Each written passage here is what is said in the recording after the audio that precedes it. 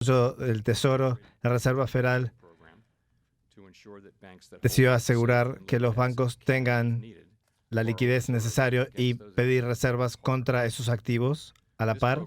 Este programa, junto con nuestra ventana de descuento, cumple las necesidades de financiación que enfrentan algunos bancos y dejan en claro que la liquidez en el sistema está disponible.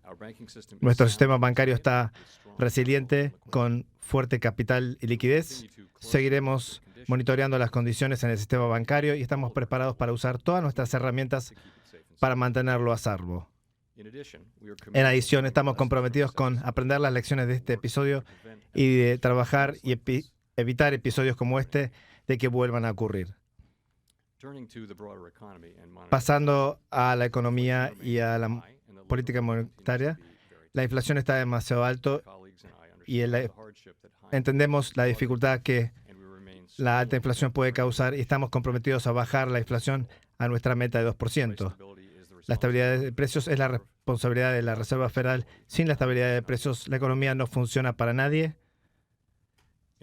En particular, sin estabilidad de precios no lograremos un periodo sostenido de condiciones laborales de mercado fuertes para todos. La economía estadounidense ralentizó significativamente el año pasado con el PIB y el consumo de gasto personal pareció haberse levantado, pero parte de esa fortaleza parece tener que ver con el cambio de clima. En contraste, la actividad en el sector de vivienda sigue estando débil, reflejando altas tasas de interés y altas tasas de hipoteca. Y esto parece también estar afectando la inversión en capital, inversión fija en capital privado. Como se ha mostrado en nuestro resumen de proyección, la proyección media para el crecimiento de PIB está en 0.4% este año y 1.2% el año que viene, muy por debajo del cálculo medio de tasa de crecimiento. Y casi todos los participantes ven los riesgos al crecimiento del PIB yendo hacia abajo. Sin embargo, el mercado laboral está muy apretado. La obtención de empleos han aumentado, con el empleo aumentando por 351,000 empleos por mes en los últimos 3 meses. La tasa de desempleo sigue estando bajo en febrero en 3,6%. La participación de la fuerza laboral aumentó en meses recientes y el crecimiento de salarios ha bajado. Pero con las vacantes de empleos muy altos, la demanda laboral excede el suministro de empleo y de empleadores. El Comité Federal de Mercado Abierto cree que haya un equilibrio con el tiempo, bajando los salarios y el medio aumenta en 4,5% en este año y 4,6% a fin del año que viene. La inflación sigue estando muy por encima de nuestra meta a largo plazo de 2%. En los 12 meses que terminaron en enero, el precio de gasto de consumo personal aumentaron en 5%, excediendo la categoría de alimentos. Los precios de gasto de consumo personal llegaron al 7% en febrero. El cambio de 12% en el CPI llegó al 6% y el núcleo del CPI llegó al 6%. La inflación ha moderado desde mediados del año pasado, pero en estas lecturas recientes indica que la presión de inflación sigue estando demasiado alto. La proyección media para la inflación sigue estando en 3% para este año, 2,5% para el año que viene y 2,1% en el 2025. El proceso de hacer que la inflación baje al 2% le falta mucho y será dificultoso. A pesar de la inflación alta, la expectativa de inflación a largo plazo parece estar muy bien anclado, como se demuestra en las encuestas a hogares, pronosticadores y medidas de mercados financieros. Las políticas de la Reserva es estabilizar la economía y nuestros colegas y yo estamos entendiendo las dificultades que causa la inflación alta, los problemas que causa, en especial a la gente que menos puede satisfacer sus necesidades.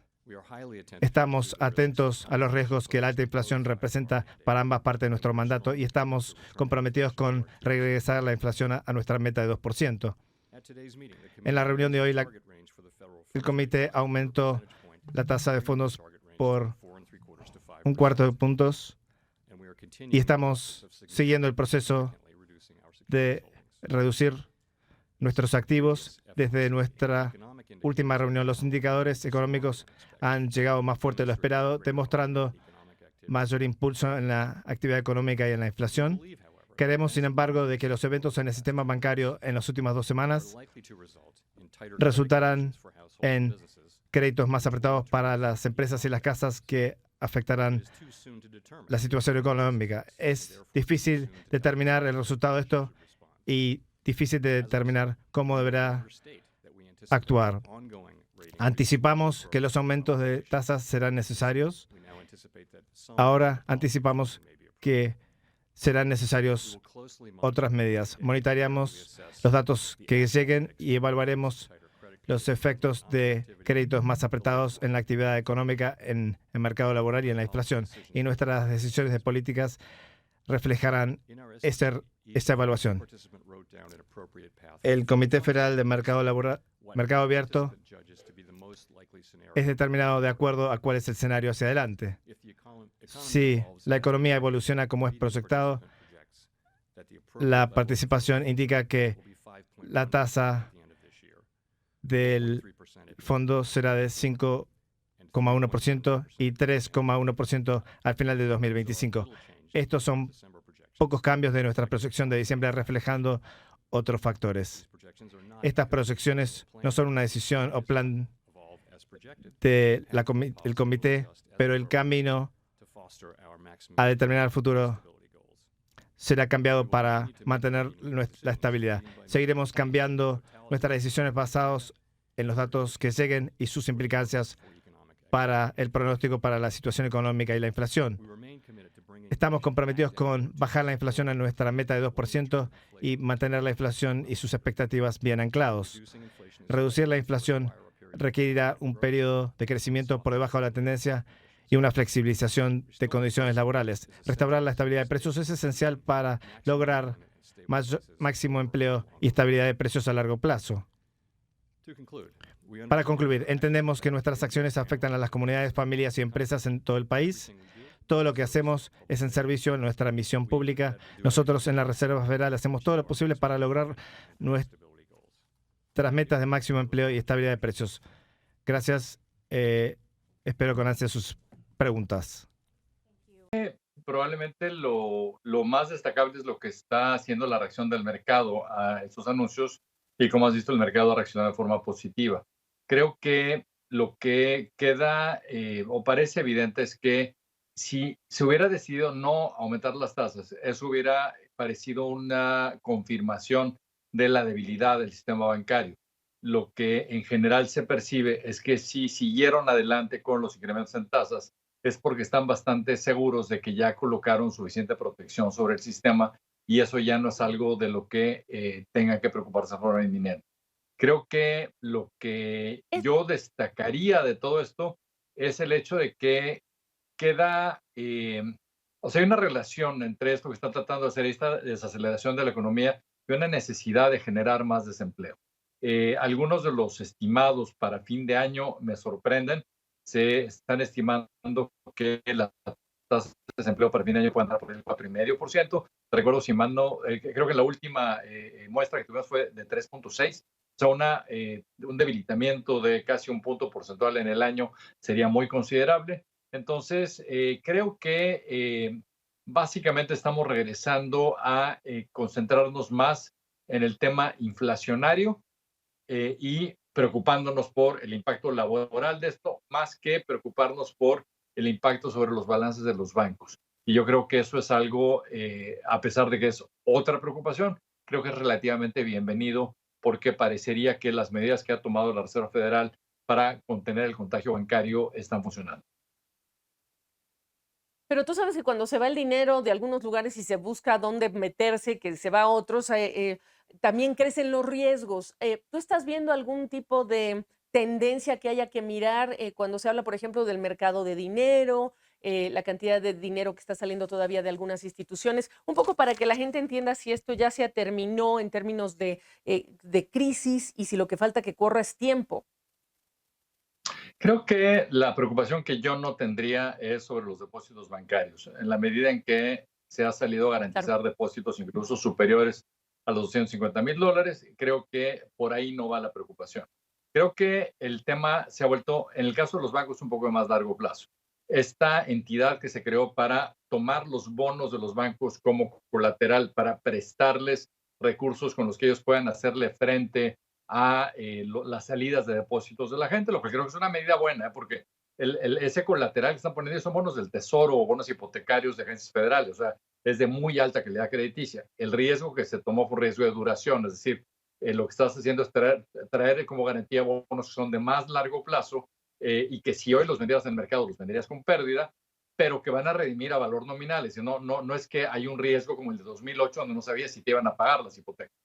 Pero el tema aquí es que en la medida en la que veamos, o sea, el costo de eso que están dando es de 4,5%. O sea, ese crédito que estás dando con ese colateral es 4,5%.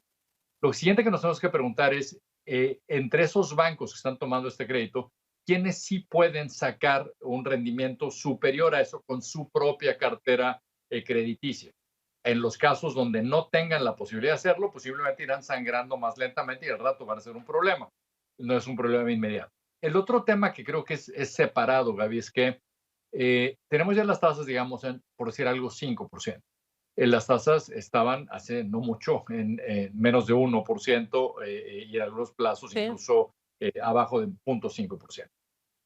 Se tomó mucha deuda. El tema aquí es que cuando tú tienes una década de dinero prácticamente gratuito, es decir, tasas de interés cercanas a cero, eso incentiva a tomar crédito y hay muchas entidades que se acostumbraron a ese crédito y que probablemente no van a tener la Sí. posibilidad de generar suficiente cash para pagar.